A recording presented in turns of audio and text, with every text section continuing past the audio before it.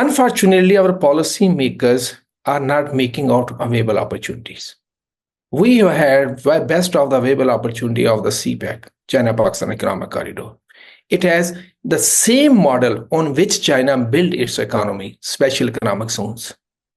China started with the special economic zones, and still they are relying on special economic zones become the global power.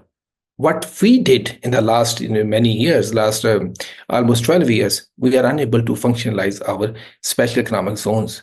And this is the short-sightedness of our leadership. And they are trying to run, there is a very old saying, a bird is hand in better than the two in the bushes.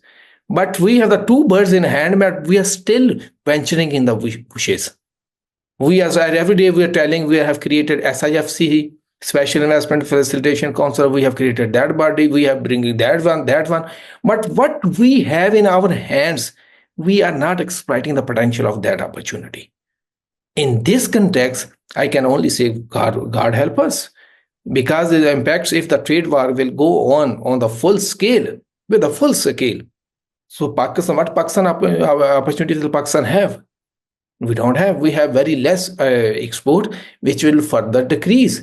On the other hand, we have import of essential commodities like fuel, like food, so and medicine. From where we will get that?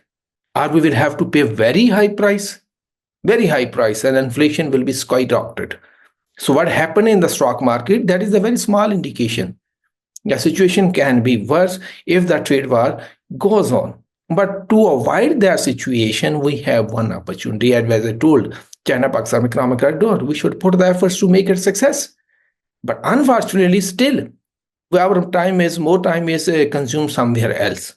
We are still. Okay, I want to briefly interrupt you so that you can expand this very important point further.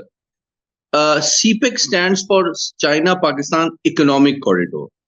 It is not an infrastructure corridor. It is not an energy corridor. But you are arguing that unless there is vibrant, viable, large-scale economic activity around the pivoted around the special economic zones, which lace the entire CPEC, we will not benefit optimally in terms of human resource development, export potential, and employment of our youth. Is this what you are arguing? Absolutely. Energy and infrastructure, they were the low-hanging fruit. So in the end, the most urgent needs of the Pakistan and industrialization and industrial transformation, agriculture modernization, scientific and science technology cooperation, along with the many other areas. These were the primary focus of the second phase of the CPEC. Industrialization, modernization of agriculture, and science and technology. The primary focus of second phase of CPEC, the second phase of the CPEC. And these areas have the recipe for the development of any other country, any country of the world.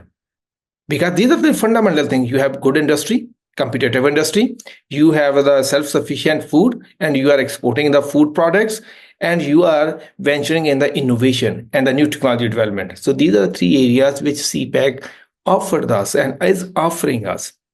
So that can act as a recipe. But the problem is, Ali, here again the most deep-rooted problem is our decision-making makers and their so-called think tanks or they are a consultant, they are heavily influenced by the Western models and the Western thinking. So they try to analyze the situation with the Western lens, not with the Pakistani lens.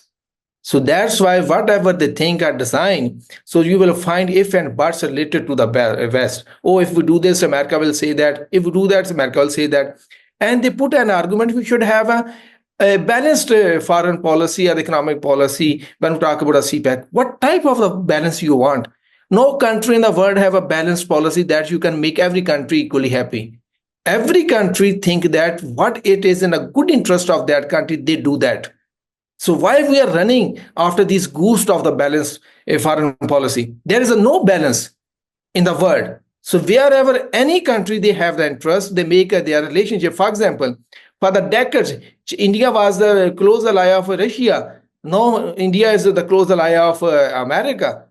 So we need to learn what is the pro-Pakistani policy, not the balanced policy. Look, if we are getting the benefit from China, we should be the friend more close to a China. If we're getting the benefit from US, we must be more close to a US.